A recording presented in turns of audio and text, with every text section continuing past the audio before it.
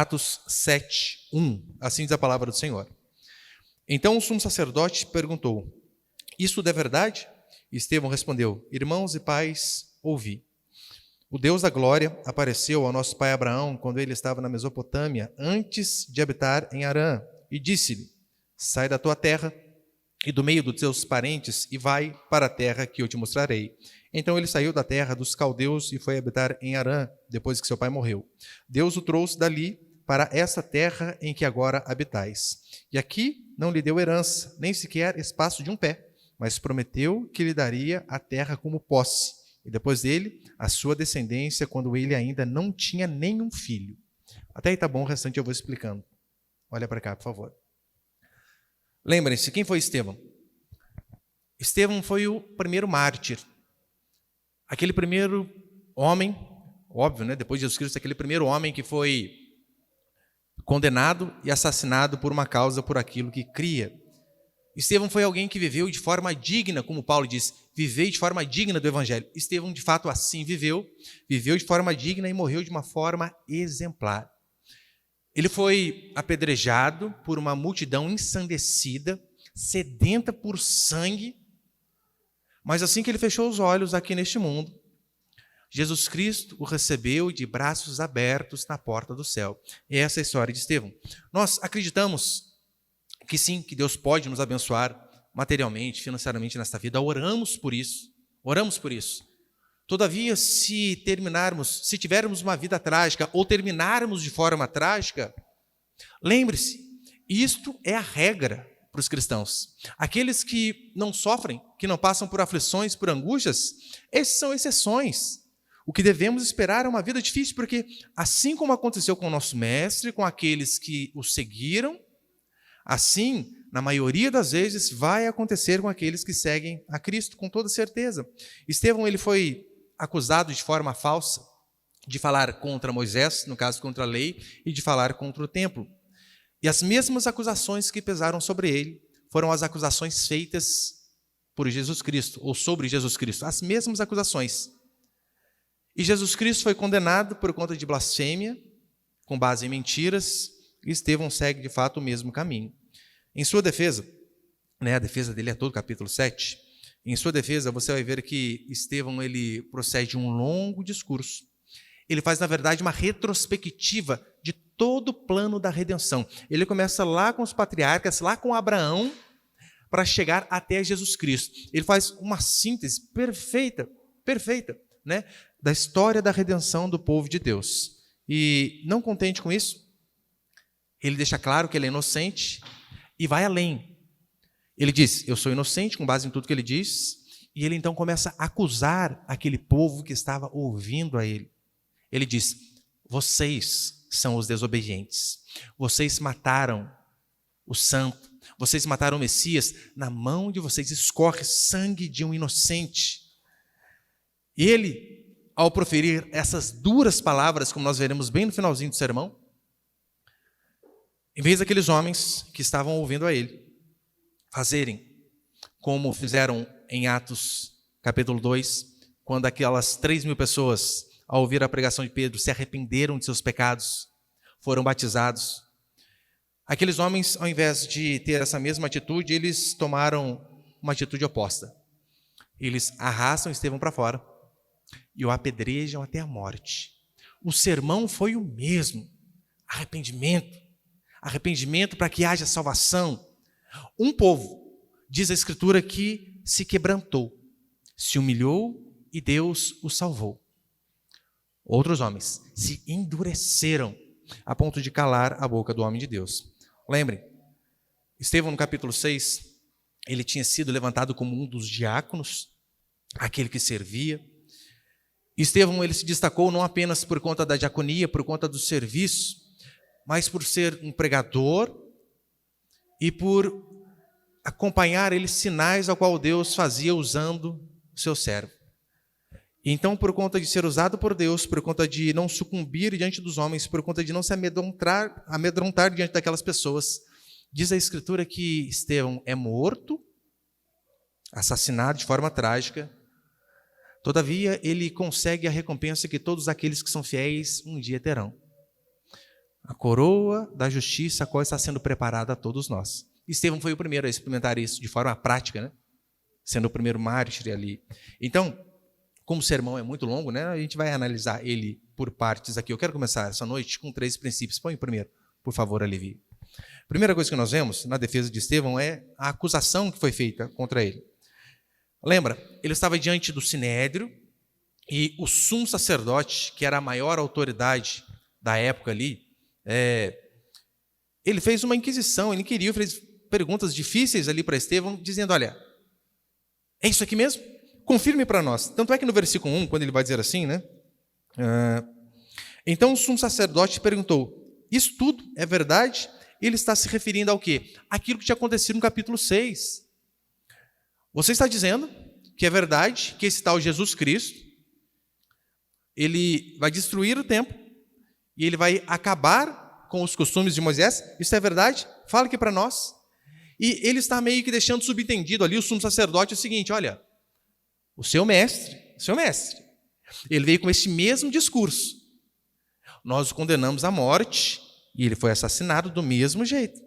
Você tem certeza que você quer continuar com o mesmo discurso, com o mesmo sermão, com as mesmas palavras que aquele impostor chamado Jesus Cristo diz?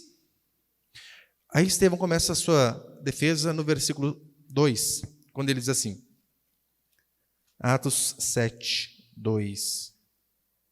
Calma aí, sumiu o meu. Estevão respondeu, irmãos e pais, ouvi ou ouçam, dependendo da versão. Veja, Estevão está diante de um tribunal sedento por sangue, maligno, que acabou de matar a Jesus Cristo. E ele começa a sua defesa dizendo assim, irmãos e pais, ouçam. Ele trata de uma forma extremamente respeitosa, primeiro chamando aquelas pessoas de irmãos, para mostrar a eles, olha, eu sou parte do mesmo povo que vocês. Eu não sou um estrangeiro. Eu não sou diferente. E quando ele se refere aos sacerdotes como pais, é um sinal de respeito absurdo para com aquelas pessoas que queriam matá-lo. E ele começa o sermão desse jeito. E como eu falei, né, a defesa dele vai desde aqui do versículo 2 até o finalzinho do versículo 55. Deixa eu ver se é o 55 ou 54. Até o versículo 60. E ele começa a sua defesa justamente aqui. E como eu falei, para não ficar muito extenso, né, a gente vai por parte. E se você ler Atos capítulo 7, nós poderíamos, de forma didática, fazer uma divisão bem fácil, bem simples, que você vê como que Estevão ele faz uma síntese de toda a história da redenção, para que você possa entender o porquê que ele cita toda essa história. Por exemplo, do versículo 2 até o versículo 16, ele vai resumir Gênesis inteirinho. Apenas nesses versículos ele resume a história de todos os patriarcas, Abraão, Isaac, Jacó, e fala sobre José também. Do versículo 17 ao versículo 44, ele vai resumir de Êxodo a Deuteronômio, falando a respeito da história de Moisés. No versículo 45, em apenas um versículo, ele resume Josué e Juízes, e do versículo 45 ao 50, ele resume a história de Davi e Salomão. Para que então, depois do versículo 51 até o 53, ele, após fazer toda esta síntese, ele então aplica na vida dos judeus de sua época o que aquilo significava. Repare o que é pregação, o que nós sempre falamos aqui. Pregação não tem a ver apenas com o estudo. É você ler a Escritura, é você explicar a Escritura e é você aplicar a Escritura. E isso é pregação. E Estevão faz exatamente isso. Ele cita todos os textos e quando ele aplica o texto, aqueles homens o arrastam e o apedrejam. E hoje, como eu falei, né, vamos ficar até a primeira parte no versículo 16. E importante para que você entenda, né, onde Estevão quer chegar, é você lembrar qual que é o contexto aqui. Lembra?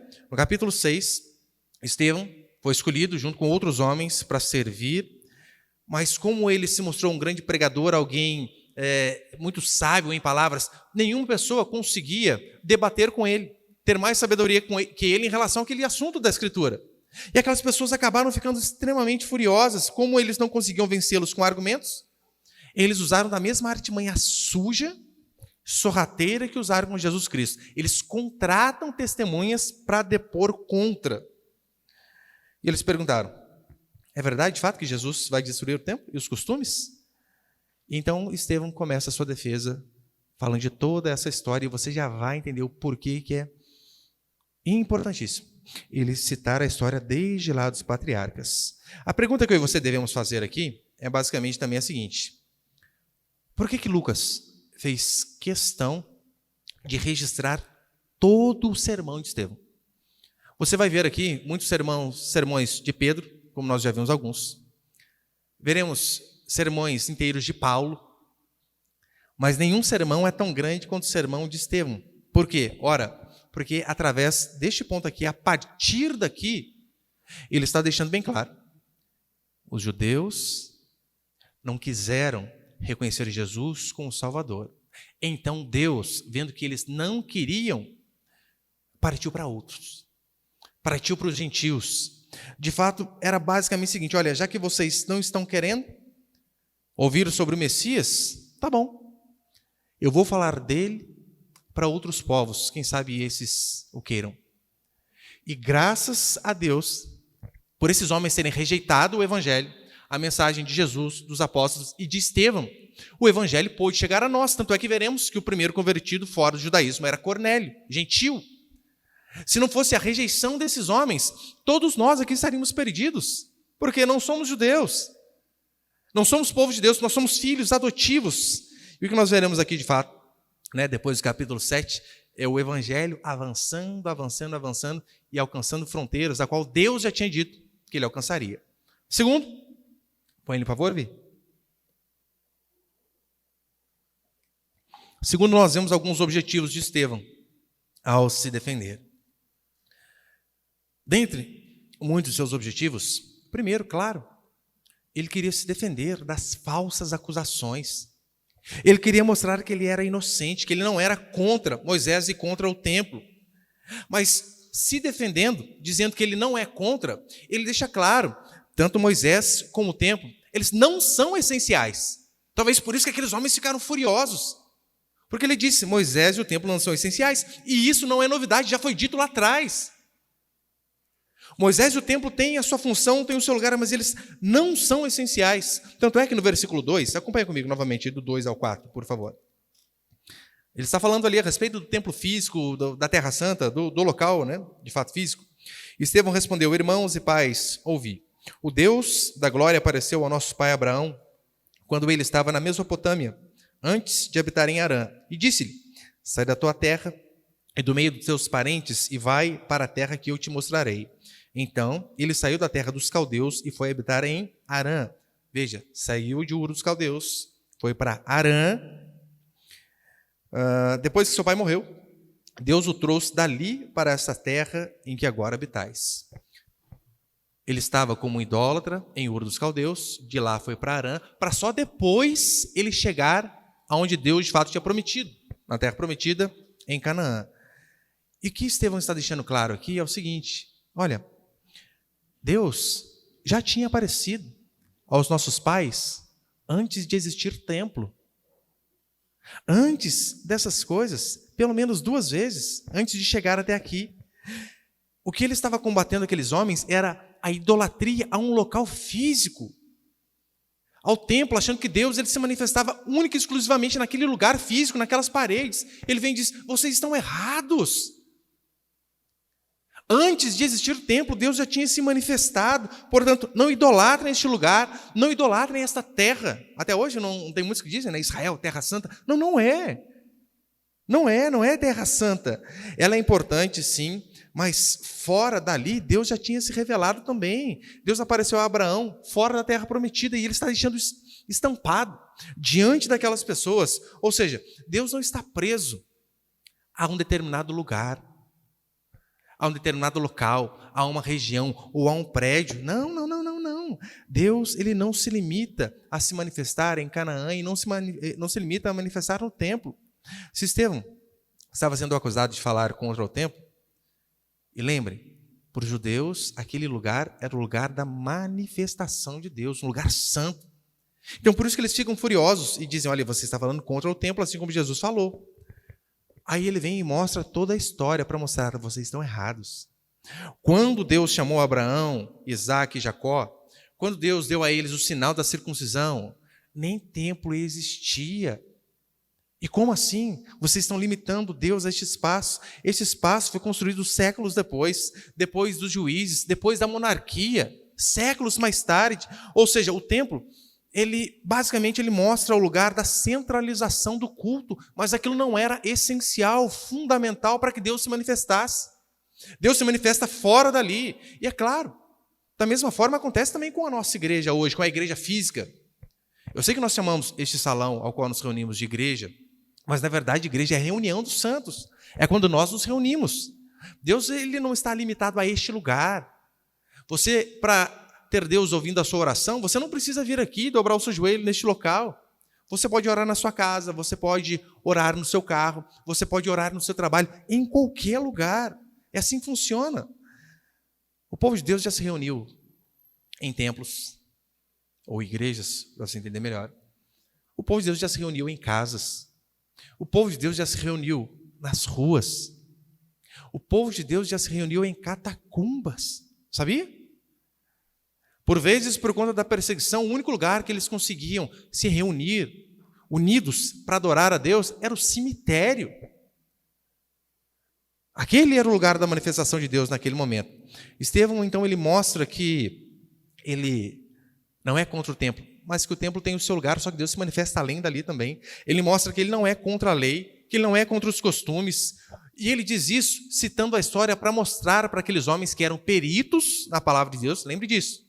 Ele está tratando com homens que eram peritos em Bíblia. E ainda assim ele diz, olha, a aliança a qual Deus fez com o seu povo foi feita 430 anos antes da lei de Moisés. Ou seja, antes de termos a lei, Deus já tinha o seu povo. Deus já tinha escolhido, Deus já tinha feito a aliança. Portanto, ele não é contra a lei, ele não é contra os costumes. O que ele estava dizendo àqueles homens é que tanto a lei como os costumes tinham um caráter provisório. Provisório em que sentido? Acho que algumas semanas eu expliquei isso, né? A lei moral, ela continua prevalecendo. Continuamos tendo que cumprir o não matarás, o não adulterarás, o não mentir. Essa lei moral, ela continua válida. Mas o que ele está dizendo é, a lei cerimonial, o templo, os sacrifícios, isso que vocês estão idolatrando, isso é provisório. Assim que Jesus Cristo veio, essas coisas acabaram. Lembra quando Jesus sai do Jordão? João olha para ele e diz, eis o Cordeiro de Deus que tira o pecado do mundo. Ou seja, aqueles cordeiros que eram mortos constantemente no templo, eles apontavam para um cordeiro que viria um dia. Em vindo Jesus Cristo e tendo feito o sacrifício em nosso lugar, vertido o seu sangue na cruz, não há mais necessidade. Não há mais necessidade de cordeiros e rituais sendo feitos ali no templo. Não precisa. Abraão, ele cita Abraão como um homem de Deus, como um homem de fé, e diz, Abraão, mesmo antes de tudo, ele foi justificado, não pela lei, mas ele foi justificado pela fé. Então chega um tempo onde nós não precisamos mais nos prender aos ritos judaicos, por isso que os homens estavam bravos, eles estavam dizendo, esses ritos são efêmeros, a duração era curta, acabou. Nós não precisamos hoje nos prender mais aos ritos judaicos, à dieta judaica. Nós não precisamos nos prender mais àquelas leis cerimoniais judaicas. Não precisamos usar o kippá, sabe aquele chapeuzinho lá para você vir ao culto. Mas a igreja, infelizmente, ela tem retrocedido. A igreja nossa, moderna hoje, ela tem retrocedido. E retrocedido em que sentido? Você percebeu como que o movimento de judaização da igreja é grande? Você vê, por vezes, na televisão, pastores, bispos, né, com kippá na cabeça, tendo até coreografia de pessoas entrando, carregando a Arca da Aliança. E o que Estevão estava combatendo era justamente isso. Isso acabou. Parem de fazer essas coisas. Mas, infelizmente, a igreja, em vez de seguir o caminho ao qual ele mostrou, tem retrocedido, tem voltado. Então, por conta dele falar que o templo era provisório, que os costumes, que a lei era provisória e que essas coisas já tinham sido cumpridas em Jesus Cristo, a acusação que pesou sobre ele foi de blasfêmia, porque ele estava desfazendo tudo aquilo que Deus fez, falando contra aquilo que Deus fez. E ele usa toda essa história para mostrar. Isso é mentira. Mentira. E terceiro e último, põe ali, por favor. Eu virando no eixo, vocês viram? Ó, quase igual no quartel, na esquerda. Ai, meu pescoço está me matando. Terceiro princípio é a incredulidade dos judeus. Queridos, Estevão, ele quer mostrar, através de toda a história do Antigo Testamento, que aqueles homens que estavam diante dele, que aqueles judeus, eles sempre foram incrédulos. Toda vez que Deus mandou um libertador, um mensageiro, um pregador, eles sempre rejeitaram. Por isso ele usa toda essa história, por isso ele usa o exemplo de Abraão, usa o exemplo de José, usa o exemplo de Moisés. O que ele está dizendo para aqueles homens é, olha, a acusação que hoje eu estou sofrendo, os homens do passado já sofreram. Meu mestre já sofreu. O que está acontecendo comigo acontece há tempos. Vocês não acreditam em mim, vocês não acreditaram em Jesus Cristo, vocês não acreditaram nos profetas. Não foi isso que Jesus constantemente disse nos evangelhos? Vocês mataram os profetas que vieram antes de mim. E no exemplo que ele cita aqui de José, do versículo 9 ao versículo 10, você pode acompanhar comigo? Versículo 9 até o 10? Olha o que diz. Atos 7, 9. Os patriarcas, movidos por inveja, venderam José para o Egito, mas Deus estava com ele. Livrou-o de todas as tribulações e deu graça e sabedoria perante Faraó, rei do Egito, que o constituiu governador sobre o Egito e sobre toda a sua corte. Ele cita o exemplo de José. Vejam, José, que sofreu, que foi vendido por seus irmãos, que foi traído. Diz a Escritura que até nos momentos de maior dificuldade, Deus estava com ele. O que Estevão está mostrando é o seguinte, olha, aquele que Deus levantou sempre foi rejeitado. Por isso ele cita o exemplo de José. Ele foi rejeitado pelos seus. Quem vendeu José foram os seus irmãos, os seus parentes, não foram as pessoas de fora. Então ele cita o exemplo de José para mostrar, está vendo? Ó, eu sou irmão de vocês. Lembra como ele começa a sua defesa? Irmãos, ouvi. E ele cita o exemplo de José para mostrar, José foi vendido por seus irmãos, traído por seus irmãos. Eu estou passando pela mesma coisa, vocês são meus irmãos e vocês estão querendo me matar. Vocês mataram a Jesus Cristo, que também era um dos nossos. É isso que Estevão está mostrando para esses homens. Do versículo 11 até o versículo 13, ele vai lembrar aquele episódio da fome que aconteceu. Acompanhe comigo, versículo 11. Houve então fome e grande tribulação em todo o Egito e em Canaã, e nossos pais não achavam alimento, mas tendo ouvido que no Egito havia trigo, Jacó enviou nossos pais para lá pela primeira vez.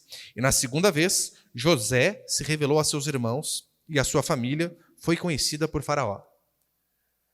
Ele cita aquele episódio onde houve escassez, e o único lugar que havia alimento era no Egito. Então, pela primeira vez, Jacó manda seus irmãos. José vê, reconhece, só que não se faz conhecer primeiramente. Diz, não, menorzinho, deixa comigo. O menorzinho era irmão dele, de pai e de mãe. Deixa comigo.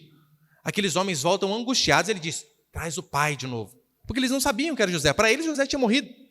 E então, ele lembra desse período de fome, para mostrar para aqueles homens incrédulos, mais uma vez, de que, com toda essa recapitulação da história, assim como Deus preservou José, mesmo sendo traído, mesmo sendo vendido por seus irmãos, mesmo sendo rejeitado por seus próprios irmãos, mesmo tendo sido vendido como escravo, ainda assim Deus conservou uma esperança, não deixou que ele morresse. Ainda assim Deus estava com José e transformou aquele plano maligno de seus irmãos em bênção. A história de José talvez seja uma das mais fantásticas. Ele, de fato, tinha tudo para ser alguém extremamente amargurado. Seus irmãos, por inveja, o vendem. Ele então vai, é escravizado. Como escravo, ele era um bom escravo. Começa a se destacar, é traído até como escravo, jogado na cadeia. Na cadeia ele é esquecido. Tinha tudo para ser alguém amargurado. Dali ele sai e é alçado à segunda posição, né, ali do Egito, o segundo maior. Você imagina aqueles irmãos que fizeram todo esse mal chegando diante dele. Se fosse nós, imagina sabendo que os seus irmãos o venderam, queriam matá-lo por conta de inveja, que seus irmãos fizeram você passar os momentos mais difíceis da sua vida, anos de dificuldade, anos como escravo, e então um dia você vê os seus irmãos de joelho diante de você, sabendo, olha, eles dependem de mim para comer. O fantástico da história de José, sabe o que é? Ele, quando se revela aos seus irmãos, ele diz: Deus me enviou diante de vocês para que a vossa vida fosse preservada.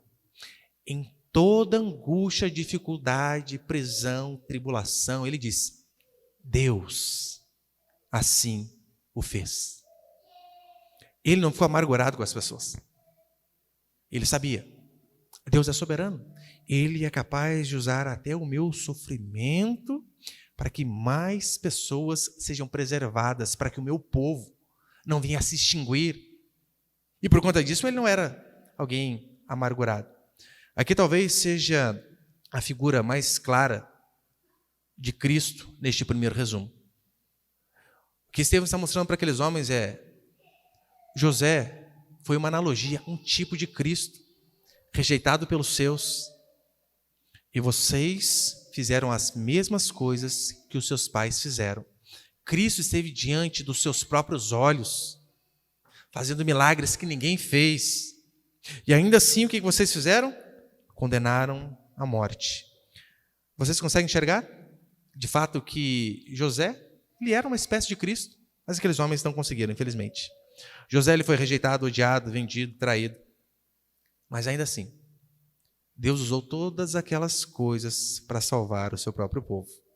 E é interessante que no versículo 14 ao 16, olha o que vai dizer. Então José mandou chamar seu pai, Jacó, e todos os seus parentes, 75 pessoas. Eu sei que lá no Antigo Testamento de 70, né, até hoje é uma briga teológica, 70 ou 75, porque Estevão fala 75, né? Não vou entrar no mérito aqui hoje, mas vamos lá. Versículo 14. Então José mandou chamar seu pai, Jacó, e todos os seus parentes, 75 pessoas. E Jacó desceu ao Egito, onde morreu ele e nossos pais, e foram transportados para Siquém e colocados na sepultura que Abraão havia comprado por certo preço em prata dos filhos de Amor em Siquém. Estevão estava deixando de forma bem explícita o que os nossos pais fizeram com José, vocês fizeram com Jesus. Vocês estão fazendo comigo. E aqueles homens ficaram mais furiosos porque eles sabiam, é verdade. Eles eram peritos na Escritura. E diante do pecado dele ali, do pecado daqueles homens exposto, eles tinham duas alternativas: ou se arrependiam e se quebrantavam, ou matavam e continuam endurecidos. E foi este caminho que eles seguiram. É tão certo que no versículo 51, né, lá no finalzinho, vai dizer assim: homens teimosos. Ele termina toda a sua exposição, toda a sua síntese sobre o Antigo Testamento e faz a seguinte aplicação: homens teimosos, incircuncisos de coração e ouvido, vós sempre resistis ao Espírito Santo, como fizeram os vossos pais, assim também fazeis. Vocês se tornaram traidores e homicidas do justo. E aqueles homens, ao ouvir isso, ficam furiosos. Como eu disse, eles tinham duas opções. Eles poderiam se arrepender, vestir pano de saco, jogar cinzas sobre a cabeça, que era um sinal de arrependimento. Mas eles preferiram, como veremos no final do sermão, tapar os ouvidos, literalmente. Sabe igual a criancinha faz? Eles fizeram isso. Estevão, após expor o pecado daqueles homens, eles tapam os ouvidos, o arrastam para fora, o apedrejam e matam. Pastor, o que isso tem a ver conosco? Essa é a nossa história também. Essa é a nossa história também. Quando os nossos pecados são expostos através da palavra, através de uma exortação do pastor, nós sempre teremos duas alternativas. Ou nós fazemos como Davi, que quando é confrontado por Natã, diz a Escritura que em vez de acabar com o homem de Deus, rasga o seu coração e se arrepende. Natã chega e diz: tu és o homem. Davi se arrepende. Ou nós temos a segunda opção: tapar os ouvidos e matar o mensageiro, prender em alguns casos, ou não dar ouvidos. Você escolhe. Constantemente, quando você frequentar uma igreja bíblica, você vai ser confrontado de seus pecados em todas as áreas: avareza, imoralidade, idolatria, tudo. Você sempre vai ter duas opções. E você sempre vai ter dois exemplos de homens que seguiram, como Davi, o arrependimento, ou homens que agiram como Herodes agiu. João Batista chega diante de Herodes e diz: não te é lícito possuir a mulher de teu irmão. Herodes também tinha as mesmas duas alternativas, não há terceira via. As mesmas duas. Ele poderia se quebrantar e se arrepender, mas ele preferiu fazer o quê? Cortar a cabeça do mensageiro. Assim não ouviria mais aquele homem gotejando sobre os seus pecados. Quando os nossos pecados são mostrados, quando Estevão mostra o pecado daqueles homens, eles seguiram pelo caminho mais difícil. Estevão então fica extremamente triste, porque ele sabia: a salvação esteve tão perto de vocês. A salvação passou diante dos seus olhos, e ainda assim, vocês deixaram passar. Vocês não deram atenção. Lembra Paulo? Paulo, ele, em outras palavras, mas ele tem mais ou menos o mesmo sentimento. Ele diz: eu desejaria ser anátema, amaldiçoado, para que os meus irmãos, meus compatriotas, pudessem ser salvos. Estevão segue aqui o mesmo caminho de Paulo, de Cristo e de tantos outros. Aqueles homens mataram Estevão, assim como fizeram com todos os homens que Deus levantou no passado, com todos os seus profetas. Ou seja, nós, diante da palavra do Senhor, sempre vamos ter essas escolhas. Todo culto você tem essa oportunidade. Hoje, inclusive, é mais uma. De você reconhecer os seus pecados, ainda que ele não tenha sido exposto de forma direta aqui, mas toda vez que é falado sobre arrependimento, você tem noção dos seus pecados. Óbvio que tem. Nós temos. Você também tem a oportunidade de se arrepender. E qual a sua atitude quando o seu pecado é mostrado? Que Deus possa de fato nos dar um coração quebrantado, um coração humilde, que diante do confronto, em vez de se endurecer, em vez de procurar dar desculpa, faça como Davi: pequei. Lembra, só para terminar, o exemplo do filho pródigo? Sai, faz tudo errado. Já começa pedindo a herança, né? A herança se dá quando a pessoa morre. Então, quando aquele filho pede a herança, ele está dizendo: ô, velho, queria que você morresse, mas já que está demorando, dá uma adiantada. Sai, faz todas as coisas erradas, volta humilhado, o pai dá uma festa, mas olha o que ele diz quando ele chega diante do pai. Ele poderia dar diversos argumentos. Eu era imaturo, era adolescente, não tinha tanta sabedoria. Pai, foi mal. Não. Sabe o que ele diz? Ele chega e diz: pai, pequei. Pequei contra o céu e pequei contra ti, não sou digno de ser chamado teu filho.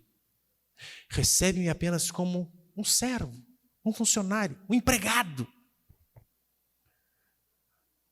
Esse é o coração que você devemos ter. Diante da exposição dos nossos pecados, diante da exposição das nossas falhas, não venhamos a dar desculpas, mas venhamos a ver que Deus está dando mais uma oportunidade para que haja arrependimento e, através do arrependimento, salvação para as nossas vidas. Amém, meus irmãos? Você pode ficar de pé por um instante, por favor?